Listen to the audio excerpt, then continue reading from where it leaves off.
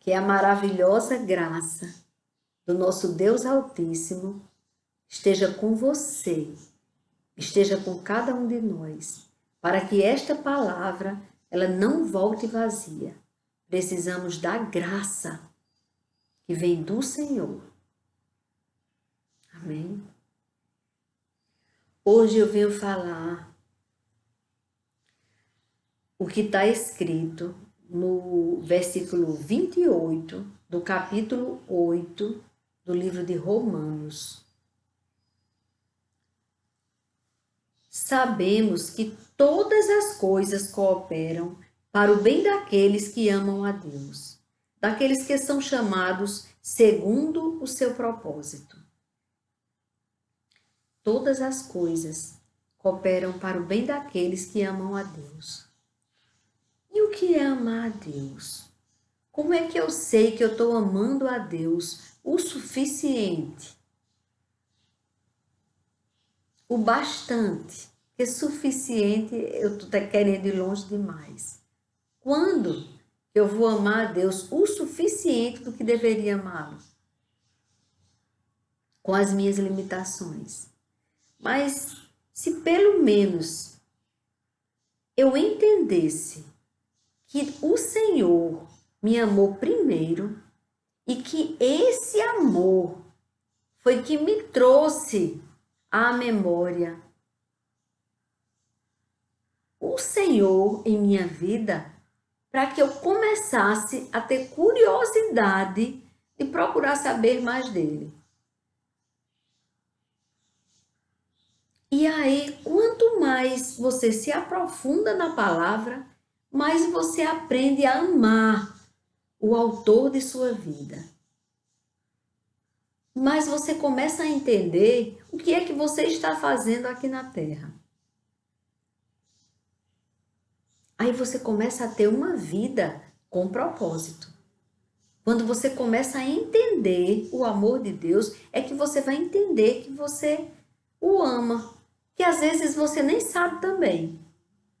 Mas quando acontecer que quando você procurar conhecer de Deus, você começar a admirar a pessoa do Deus Pai, a pessoa do Deus Filho, Jesus Cristo, e o Espírito Santo de Deus. A pessoa do Espírito Santo de Deus. Por que eu estou chamando de pessoa? Porque pessoa é que tem capacidade de amar. Tem gente que sintetiza muito, diz que Jesus é uma energia. Ele é uma luz, uma energia. Não, ele é uma pessoa. Ele é uma pessoa que pensou, planejou você. Nos mínimos detalhes. Ele planejou. Planejou. Tudo que ele fez não foi aleatório, não. Foi planejado. Nós fazemos parte de um grande plano. O soberano plano de Deus. Eu anotei aqui, soberania e poder sobre todos os acontecimentos e sobre todas as pessoas. Deus tem. Ele tem um plano supremo. Sabe qual é? De livrar-nos do que causa o sofrimento, da escravidão do pecado. Ele não quer só livrar você do sofrimento. Ele quer livrar você do que causa o sofrimento para você, que é o pecado, que escraviza. Ele quer libertar você, tirar você do cativeiro de Satanás e trazer você para uma vida verdadeira com ele. Porque vida só com ele, o autor de sua vida. Então ele diz que ele quer livrar você, o plano maior de Deus é livrar você. Por isso que Deus trabalha o tempo inteiro por nós, para nos livrar do que causa o sofrimento para a gente, que é o pecado. Ele quer nos livrar da escravidão do pecado, que é ela que causa o sofrimento. E ele quer nos livrar das consequências da escravidão do pecado, que é a morte eterna. Por isso que ele diz, das consequências eternas, ele quer nos livrar. Porque tem consequência o pecado. O preço dele é a morte. E ele quer nos livrar daquilo que possa nos levar para a morte.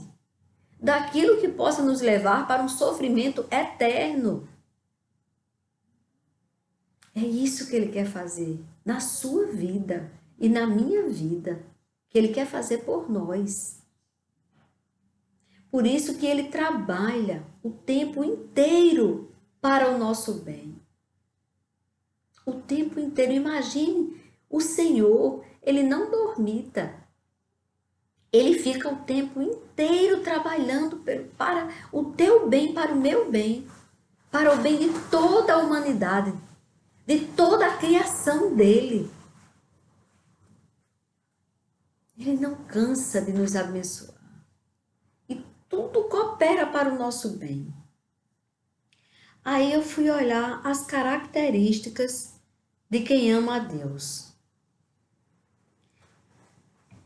Ele tem uma autoentrega. Ele ama a ponto de entregar a sua vida a Deus. Do jeito que ele entregou o Filho para nós, o nosso espírito de gratidão dizer, eu vou entregar. Agora já não sou eu mais o dono de mim.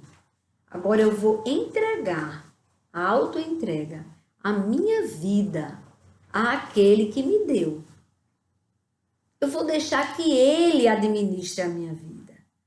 Que ele me dê a direção. Porque eu posso estar querendo uma coisa que não é para o meu bem. E a palavra diz que tudo não é alguma coisa que coopera para o seu bem.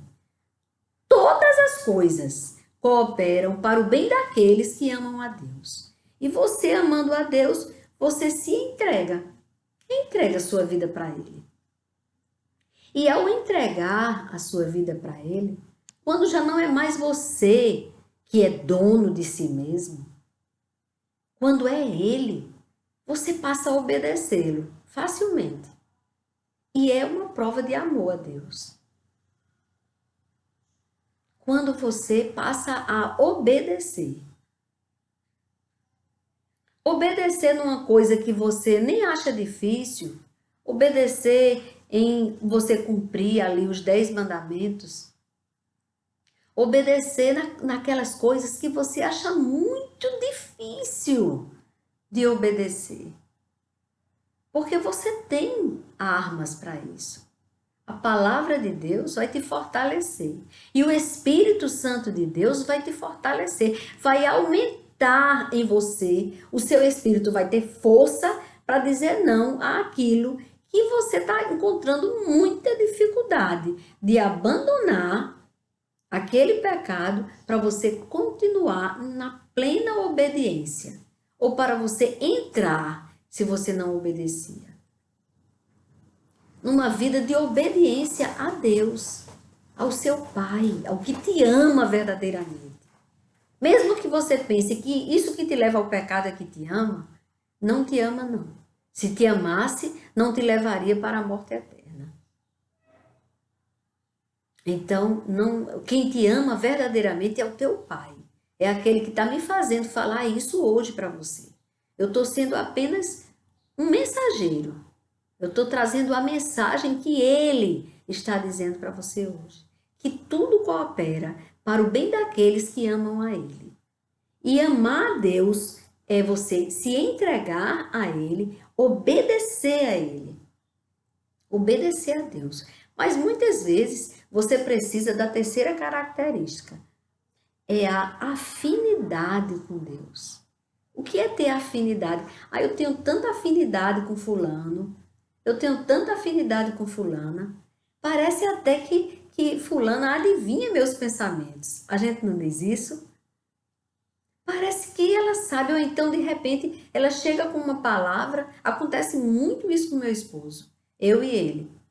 É tão incrível. Eu passo o dia pensando, eu acho que eu vou fazer tal coisa. Se Deus quiser, vai dar certo eu fazer tal coisa. Me animo todinha para fazer. E aí, quando a gente senta para fazer refeição juntos, aí ele vai e diz. E isso já aconteceu também, ele pensando, aí eu vou e digo. Exatamente aquilo, mas fulano, hoje eu tava só, ele diz, olha, acredita que hoje eu tava pensando numa coisa que nunca mais a gente tinha falado nisso. E eu tô com vontade de fazer. Aí ele diz o que é. Aí eu digo, meu Deus, eu estava pensando nisso hoje o dia todo. O nome disso é afinidade. É a gente ter o mesmo pensamento, os mesmos propósitos. E você tendo essa afinidade com o teu pai, o autor de tua vida, você está feito na vida. Sabe por quê? Porque ele só quer o melhor para você. Afinidade com o Senhor. Algumas vezes eu percebi que aconteceu na minha vida. E uma das vezes que hoje o Senhor me fez lembrar, aconteceu há muitos anos atrás. Há muitos anos atrás. Eu acho que eu não sei nem, eu tenho medo até de precisar quantos anos e ser mais ou menos, e eu não quero fugir nada daquilo que eu sei que estou falando a verdade para você. Mas quando eu fui no momento do meu cantinho de oração no meu quarto, eu cheguei do trabalho e organizei o jantar, fiz alguma coisa que às vezes eu passava o dia inteiro trabalhando. E só chegava em casa à noite. Saía pela manhã, tomava o café da manhã correndo, saía e só chegava à noite. E eu lembro que naquela noite que eu cheguei, aí eu fui entrar na presença do Senhor. Fui lá para o meu cantinho de oração. Eu senti uma necessidade de ir. Porque às vezes o Senhor chama para a gente orar. Às vezes, do nada assim, aí você faz, eu vou já orar. O Senhor está me chamando para ler a palavra. Aí quando eu vou ali, eu oro, que abro a palavra, tem uma palavra tão boa que Deus tem para mim. Tão boa, eu fico tão fortalecida. Mas eu quero dizer, irmãos, do que ele me lembrou foi da história dos brincos. E eu não tinha tirado os meus brincos, que eu não tá, ele era bem maneirinho. Não sei se vocês lembram. Na época, pronto, vai dar para mais ou menos a gente lembrar quando isso aconteceu, que era no tempo de que tinha uma novela na Globo que fez com que a gente passasse a usar uns brincos grandes. A Felicidade, que era bem maneirinhos, que eles eram de cores, que tinha uma história do brinco de Jade, que era de uma novela que tinha uma Jade, que essa mulher, ela usava uns brincos, essa jovem, ela usava uns brincos longos, que era como que estava na Índia e vinha para o Brasil, Marrocos. Não era na Índia não, era Marrocos. Parece que acontecia em Marrocos. Eu não sei, exatamente eu não sei, porque realmente eu não acompanhei essa novela. Mas era alguma coisa que lá as pessoas, as mulheres se enfeitavam muito, botavam até brinco no nariz, não sei o quê, um negócio aqui. E aí ela tinha uns brincos muito grandes. E aí, quando eu fui comprar bijuterias, eu lembro que só tinha brincos grandes, que estava no auge desses brincos. E eu peguei uns brincos vermelhos, que eu gosto muito de vermelho. E eu peguei um brinco que ele tinha um monte de umas miçanguinhas, sei lá como era, e com umas gotinhas vermelhas. Muito lindo esse brinco. Lindo, lindo, lindo. Aí eu lembro que eu tava de brincos, né? Mas eu não me lembrava porque ele era bem maneirinho, era como umas coisinhas fininhas, maneira mesmo, era grande e maneiro. Não era de metal era só no que no segurava. Aí eu sei que eu fui orar. O Senhor me chamou e eu fui entrar na presença dele. Irmãos, tão interessante, quando eu me ajoelhei, que fui começando a orar, os brincos. O Senhor não queria. Aí eu, eita, tava com os brincos sem tamanho. Ele não gostava daqueles brincos. E nunca mais eu usei esses brincos. Nunca mais. Não sei nem que fim levou esses brincos. Eu sei que eu não usei mais, porque o meu Senhor, ele não gostava daqueles brincos. Já aconteceu com uma blusa que eu tinha, que era muito bonita ela, mas ela era transparente nas costas, mas eu não atinava para isso, porque a gente não fica olhando. Aí eu não atinava que era transparente, muito transparente nas costas. E eu ali também, quando fui entrando na presença do Senhor, ele, ah, tão linda a blusa. Eu achava muito linda essa blusa, eu gostava muito dela, mas eu não pude mais usá-la. Porque eu senti do Senhor. Sabe quando você não está nem pensando numa coisa e ele avisa. O Espírito do Senhor, ele avisa. Ele é zeloso. Ele é pessoa que ama a cada um de nós de forma individual. Então, a afinidade tem a ver com intimidade, com sensibilidade de perceber o gosto do outro. E assim, o Senhor tem levando a minha vida, vem levando assim. Eu gosto de unhas com vermelho, eu gosto de vermelho. Mas ele não gosta. E eu uso quando vou para uma coisa assim, um casamento, uma coisa, aí eu uso da cor que eu vejo ali, que tenha com vermelho e tudo. Mas quando eu chego já tenho que tirar, porque quando eu vou me prostrando diante do Senhor, a primeira coisa que eu vejo é que ele não quer. Aí eu vou ter que remover para entrar inteira na presença dele. Pelo zelo, afinidade, aquela afinidade, aquele amor, aquele relacionamento com Deus, ele vai nos moldando e nos fazendo conforme a vontade dele. Porque o mundo, ele faz o inverso, ele vai nos tirando do modo que o Senhor nos quer, da forma que ele quer que sejamos.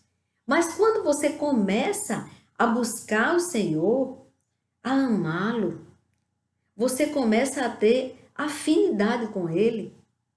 Consequentemente, você renuncia ao pecado. Mas aqueles brincos eram pecado? Não. Mas quando você tem afinidade com o Senhor, e ele te diz que ele rejeitou os brincos, eu não sabia. Eu fui neles porque os brincos. Eita! Mesma coisa, a blusa era atrás. Eu nem notava que era transparente. Porque ela tinha forro só na frente. E como tinha forro na frente, não. Mas ele viu. Afinidade. E eu tenho certeza que em Deus ter me permitido ter afinidade com ele, com certeza ele tem afinidade com você. Porque eu sou falha demais. Sou limitada, sou pequenininha espiritualmente. Então, se em mim o Senhor achou por bem me mostrar, quando eu ia orar, aquilo que não agradava a Ele, mesmo sem ser pecado, afinidade é isso. E o que tem renunciar a essa blusa que eu achava tão linda? Nem morri. Tô boazinha aqui, feliz com o meu Senhor no meu coração. Deixa essa blusa velha pra lá. Deixa ela ficar lá com as botas do zelador da igreja. Deixa, né? Glória a Deus e vão-se as botas. Glória a Deus e vai brinco de jade. Vai blusa que eu queria. Vai unhas vermelhas que eu queria tanto. Em mim, comigo, isso não quer dizer que você, cada pessoa Deus trata de sua forma. Em mim, ele não concorda. Aí eu tenho que fazer como ele quer. Mas já fez isso com várias coisas. E essa outra característica é a renúncia. Quando você ama alguém. E essa pessoa vai e pede a você: minha filha, eu não queria que você usasse isso. Ou eu não queria que você fizesse isso. Ou eu não queria que você agisse dessa forma nesta situação. Você faz. Por amor, você renuncia. você renuncia. Agora imagine o autor de sua vida dizer para você: olha, isso é pecado. E mesmo que o mundo todo, todas as pessoas, de uma vez só, diga que isso não tem nada a ver, tem mais é que fazer. Mas o autor de sua vida, ele disse: é pecado. Se você verdadeiramente amá-lo, para que tudo coopere para o seu bem, você abre mão daquilo. Mesmo que o mundo todo diga: faça, faça, faça, faça, faça. Porque está assim aqui na terra. É faça, faça, faça. Nada de renúncia. Que é isso? E o seu amor próprio? E onde está o seu amor próprio? Você vai renunciar? Você vai renunciar? Que é isso? Menino, aí você vai renunciar. E aí? Quando morre, se acaba. Morreu, acabou tudo. Não acredite não, viu? Se quando a gente morresse, acabasse tudo mesmo, por que Lázaro voltou a viver quando Jesus chamou? Porque o filho da viúva, o filho único da viúva, voltou a viver quando Jesus trouxe a ele a vida. Na hora que ele já ia ser sepultado. Porque a filha de Jairo voltou a viver. E por que, quando a gente não ressuscita aqui na terra, se esperar 3 dias, fica podre? Porque no momento em que o espírito sai, começa o processo de degeneração do corpo.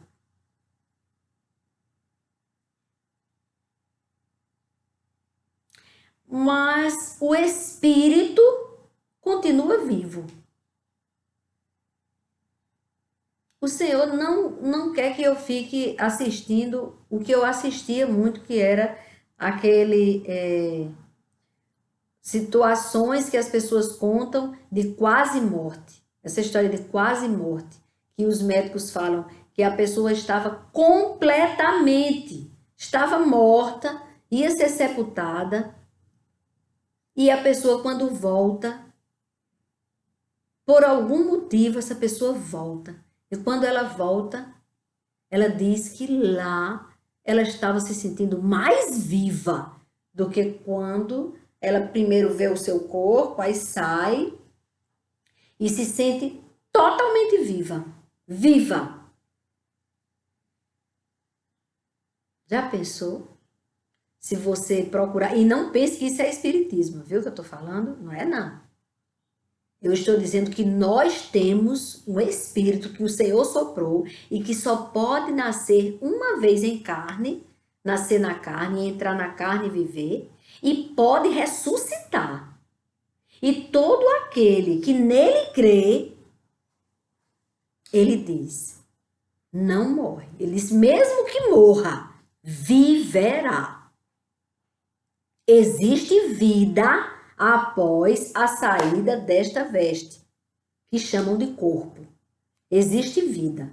Eu não estou concordando com o espiritismo, porque quem parte desta vida não fica aparecendo para as pessoas aqui na Terra, não. Quem fica aqui na Terra são os demônios que nunca nasceram. Eles se transfiguram das pessoas que nós conhecemos e que essa pessoa partiu, para todo mundo ficar apavorado.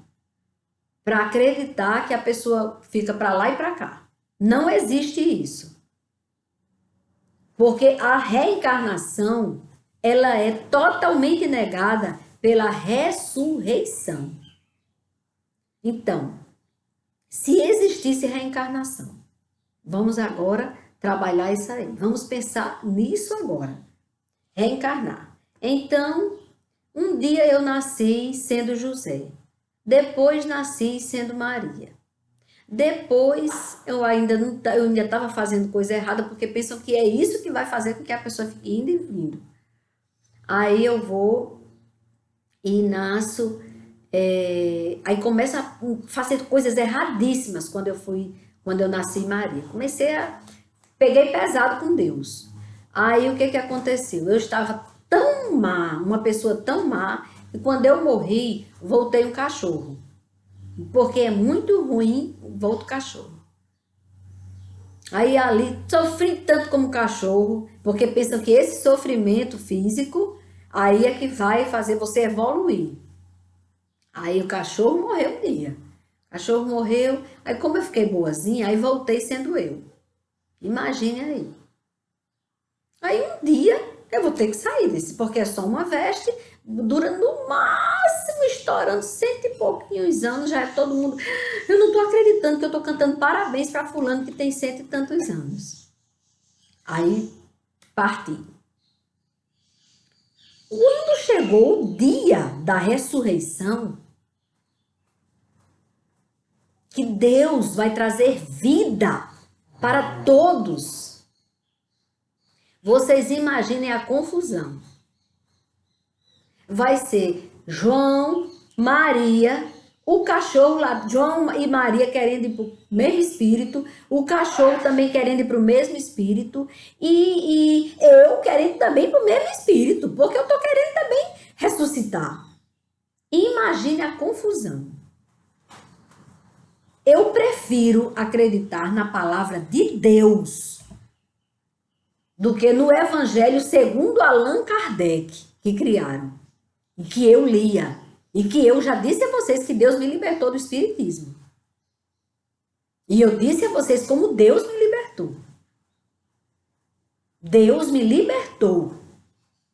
Não existe mais história de espiritismo. Agora eu sei que todas as pessoas que estão lá, elas estão enganadas como eu estive enganada.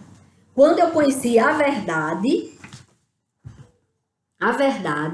e aí eu ganhei uma Bíblia da minha irmã, e na hora que eu vi, de muitas, inúmeras vezes que acontecia isso, só que quando eu via, eu recebia aquela entidade, uma tristeza profunda tomava conta do meu corpo, do meu espírito, porque meu espírito não aceitava aquilo, mas eu achava que estava certíssima, tanto que quando minha irmã chegou falando de Deus, eu digo, mas eu não estou inventando, eu vejo.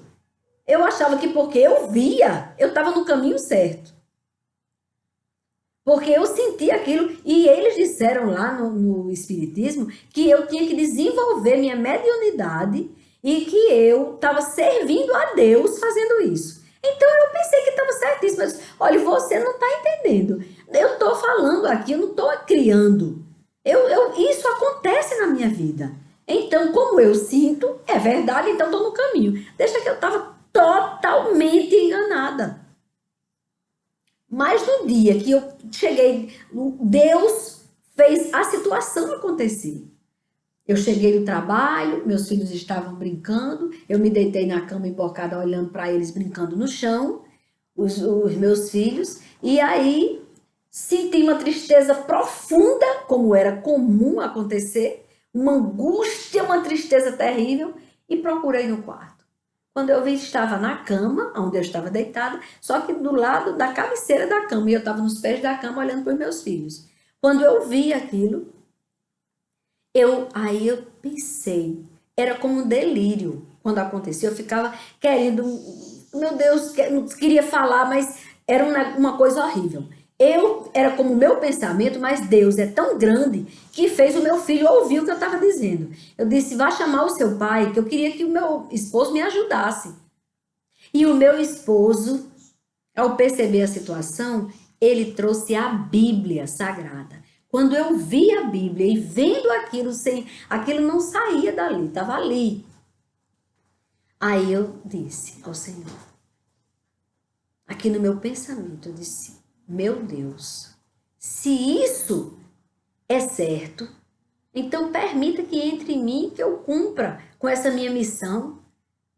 Porque dizia que era uma missão, que eu tinha aquilo que eu via, era uma missão, o desenvolvimento era esse. Eu digo que eu cumpra essa missão. Mas, meu Deus, se for se isso aí não for o caminho certo, se isso aí, meu Deus, é como a minha irmã está dizendo, não leva a Deus, e a palavra de Deus diz que condena os que consultam os mortos. Aí isso ficou em mim. Eu disse, pois se isso é verdade que tem lá, então o que está acontecendo aqui? Eu estou tendo contato com mortos? O que é isso, né? Então, se esse não é o caminho, Senhor, então me liberte disso, meu Deus, agora. Agora, se for a tua vontade, permita que entre em mim. Foi essa a minha oração em pensamento. Eu não conseguia falar, não, irmãos. Vocês não sabem a angústia que eu sentia quando aquilo acontecia. Eu sei, irmãos, que meu esposo lendo o salmo, ou era 18 ou era 118. Era um desses dois salmos. Eu lembro que tinha 18 nele. E aí, irmãos, ele lendo o salmo e eu vendo, olhando e aceitando a vontade de Deus. Ali eu entreguei a Deus. Deus que decidia por mim. Qual era o caminho que eu deveria seguir? O Espiritismo ou a palavra de Deus que tinha na Bíblia? Irmãos, para a honra e glória do meu Senhor, pela primeira vez eu vi se desmanchando como uma fumaça cinzenta. Ela se desmanchou, aquela imagem. Não entrou em mim, saiu a infelicidade que eu estava sentindo, a tristeza profunda, a angústia. E para a honra e glória do meu Senhor, nunca mais, em toda a minha vida, eu me converti em 1989. Estamos no dia 14 de agosto de 2020. Nunca mais me apareceu isso. Nunca mais aconteceu de entrar em mim. Nunca mais. 1989. Eu tinha 29 anos. Hoje eu tenho 60 anos. E para a honra e glória do meu Senhor, nunca mais e nem vai aparecer. E nem vai aparecer e jamais vai entrar nada de mal em mim. Nada. Aí eu fui aprender mais a palavra de Deus. Aí eu fui aprender, entendendo isso. Jamais consultar mortos, porque não é por aí. Você pensa que está consultando pessoas que morreram, você está consultando o demônio. É ele, por isso que trazia angústia. Era por isso, porque era ele. E agora ele está desmoralizado, porque eu coloquei nas mãos de Deus para Deus resolver por mim. Por isso que hoje, irmãos, eu busco esse evangelho, eu brigo por ele, eu me exponho, eu corro risco, eu digo a verdade da palavra de Deus. A palavra de Deus liberta. Jesus Cristo diz, conhecereis a verdade e a verdade vos libertará. É verdade, irmãos, ela liberta. Eu vivia com medo, eu vivia angustiada, eu tinha medo de alma. Nada disso eu tenho mais, porque o Senhor me libertou. E pode libertar você. Mas o que eu quero dizer a vocês é isso, que tudo coopera. A palavra de hoje é essa, mas o Senhor me levou para voltar a dizer essa passagem da minha vida, e é importante que eu diga tudo o que Ele quiser, porque é dele o canal, quem decide é Ele, é para a honra e glória dele. Mas eu quero dizer isso para vocês, que se você conhecer essa verdade, ela vai libertar você. E o plano maior, o plano supremo do Senhor é livrar-nos do que causa o sofrimento. Da escravidão do pecado, ele nos liberta. É o livramento disso. E o que causa sofrimento é o pecado, ele nos escraviza. E o Senhor quer nos livrar da escravidão dos pecados e das consequências eternas do pecado. Tem consequências eternas. Então, quem disser para você, não existe não existe, morreu, acabou, não acredite nisso. Porque quando você partir desta vida aqui, você vai ver, você vai entender que você vai ficar mais vivo ainda. ou para a vida eterna com Deus na glória, feliz da vida, voltando para aquele que te deu o fôlego, voltando para ele, ficando ali, você e o Senhor, ou então no inferno, sendo todos os dias da sua eternidade massacrado por Satanás. Nas trevas, Jesus Cristo disse que lá é fogo consumidor. É fogo destruidor. E fede a enxofre. Existe sim, não é utopia. Utopia é o que você está vivendo hoje pensando que inferno não existe. Que as consequências eternas do pecado não existem. Você que está enganado ou enganada. Existe sim. Leia a palavra de Deus, que aí você vai dizer, hoje eu tenho conhecimento da verdade. Porque não adianta ter conhecimento científico, porque não me serviu para nada. Eu digo em termos espirituais. Me serviu para que eu tenha uma vida tranquila, financeira, com a bênção de Deus. Porque é Ele que mantém. Porque mesmo isso, pode ir embora, pode ir. Não estou preocupada com isso. Deus me dê aquilo que eu preciso, para que eu possa dar para outras pessoas que precisem também. E aí é uma consequência só. Mas só me deu, só serviu para isso. O dinheiro, para mim, ele fica debaixo dos meus pés. Senhor meu é aquele, o autor da minha vida, que me dá o fôlego de vida. Que quer dinheiro exista, quer não, eu continue viva. E que eu tenha uma vida plena, verdadeira, com propósito aqui na Terra, bem longa. Eu quero viver bastante aqui na Terra. Eu quero dar bem muito trabalho a Satanás. Eu quero continuar servindo a Deus. Eu quero continuar, mas Ele é quem decide. O tempo é dele e é para a honra e glória dele. Eu vivo para Ele. Por isso que a minha vida é maravilhosa. Quem pensar que, mas aí eu vou renunciar ao pecado, vou ficar tão triste. Vai não. Você vai ficar tão feliz. Quando você tiver intimidade, afinidade com o autor da sua vida, você vai ser tão feliz, tão pleno. E tudo vai cooperar para o seu bem.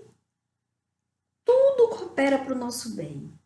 E mesmo aí o mar bravio, e nós estamos felizes, em paz com o Senhor, sabendo que Ele está no controle de tudo.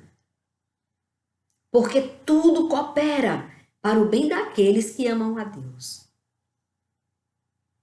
E procure entender. Se você é espírita, procure estudar o Evangelho segundo Jesus Cristo. O Evangelho, a verdade, o genuíno. Não vá nessa história de segundo Allan Kardec. Allan Kardec, ele já cumpriu o tempo dele aqui na Terra.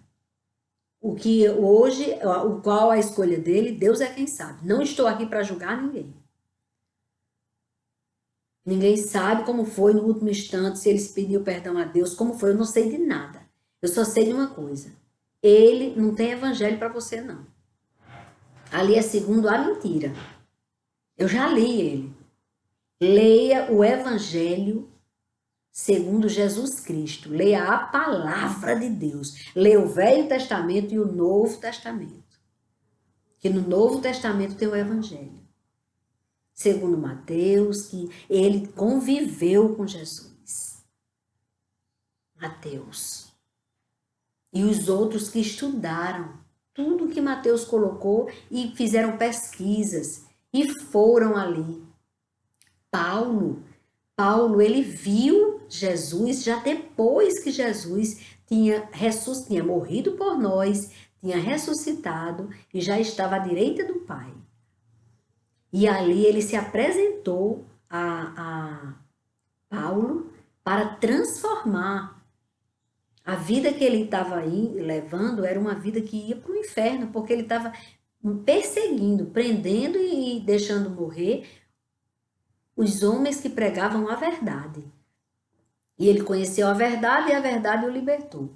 Ele foi preciso que ele visse a luz a luz de Jesus, ao ponto de ficar cego, e só voltou, criou escamas nos olhos, ficou ferido, e só quando um discípulo do Senhor foi lá no lugar que ele estava, porque o Senhor orientou que ele fosse para dar visão a Paulo. Quando chegou lá, Paulo já era outro homem, não era mais perseguidor do povo de Deus, já era um homem segundo o coração de Deus.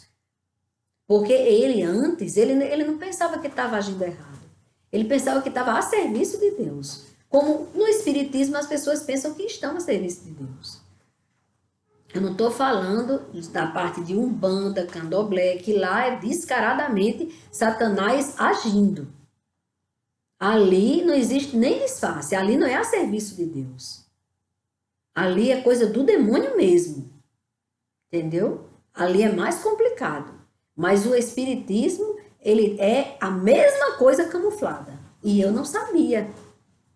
Eu não sabia. Até 1989. Quando Deus me revelou que não era o caminho certo. Quando ele fez sumir diante de mim aquela manifestação do demônio. Eu não sabia. Viu, irmãos? Então é isso. Vamos lembrar disso. O plano do Senhor é nos libertar. E tudo coopera para o bem daqueles que amam a Deus. Tudo coopera. Eu quero ler para vocês uma passagem aqui. Se em vocês habita... Não, deixa eu dizer onde é. É no 8 também. É no capítulo 8 de Romanos, mas é no versículo 11. Ele diz: se em vocês habita o Espírito daquele que ressuscitou Jesus dentre os mortos, se em você habita o Espírito daquele que ressuscitou Jesus dentre os mortos, esse mesmo que ressuscitou Cristo dentre os mortos, vivificará também o corpo mortal de vocês. O nosso corpo passa a ser vivificado pelo Espírito Santo, por meio do seu Espírito que habita em vocês. Ou seja, quando o Espírito do Senhor faz morada neste templo, no seu corpo mortal, o seu corpo mortal se tornará vivificado pelo Espírito Santo de Deus. Ele não terá mais prazer nas drogas, na prostituição, no homossexualismo, no roubo, na violência, no pecado. No pecado. Não. Ele não terá nenhum prazer naquilo, porque ele estará vivificado, porque nele habitará o Espírito do Senhor, aquele que ressuscitou o nosso Senhor Jesus Cristo e que hoje está aqui na terra. Jesus Cristo disse quando partiu: não vos deixarei órfãos, deixarei o meu Espírito, o Espírito Consolador, o Espírito Santo. O outro Espírito Consolador, que ele se refere, porque ele já consolava. E onde ele passava, transformava a tristeza em alegria. E assim o Espírito do Senhor, que habita aqui na terra, faz a mesma coisa. E na hora que ele passa a habitar em você, se você abrir o seu Espírito para ele fazer morada, então o seu corpo, ele será vivificado pelo Espírito Santo. Ele gostará de andar em santidade, porque já não é mais você. É o Espírito Santo de Deus que habita em você. E aí, irmãos, tudo vai cooperar para o seu bem. Amém? Agora vamos orar. Hoje, eu quero pedir tanto pelos familiares de Betinha, por Betinha e seus familiares, quero repetir a oração por eles, consagrá-los ao Senhor, quero consagrar também os filhos e o esposo de Érica, que pediu oração por eles. E quero pedir também pelos filhos e netos da minha irmã, Gracinha, minha amada irmãzinha, por ela, pela saúde dela, pela cirurgia que ela vai fazer, facial no nariz. Que Deus abençoe, que a cirurgia dela seja bem sucedida, no nome de Jesus, e consagrar os filhos dela e os netos, e genro e nora, e futura nora também, a noiva de Graco, do caçula dela. Que Deus estenda a bênção sobre todos eles. E vamos orar, irmãos. Amado Deus e Pai, Senhor de nossas vidas, em tuas mãos santas e poderosas, eu te entrego, eu te consagro todas estas pessoas que eu citei o nome. Todas elas, Pai, todos os seus familiares. E te consagro também, meu Pai, todas as famílias da terra que estão sendo bombardeadas, Pai. Todos nós precisamos de vossa proteção divina, de salvação, de cura e de libertação. No nome do teu Filho Jesus Cristo nós te pedimos, porque sabemos, Pai, como é bom poder entregar nas tuas mãos. Como é bom poder te amar, meu Deus, sabendo que todas as coisas cooperam para o bem daqueles que te amam. E nós te adoramos, meu Deus. Te adoramos, Pai. E pedimos, Pai, a tua graça e a tua unção sobre toda a terra. Que venha o teu reino, Senhor, sobre toda a terra. E que o mal não prevaleça. É no nome do teu Filho Jesus que eu te peço. E já vos agradeço. Amém, Senhor. Amém. Amém, irmãos. Por todos é que nós pedimos.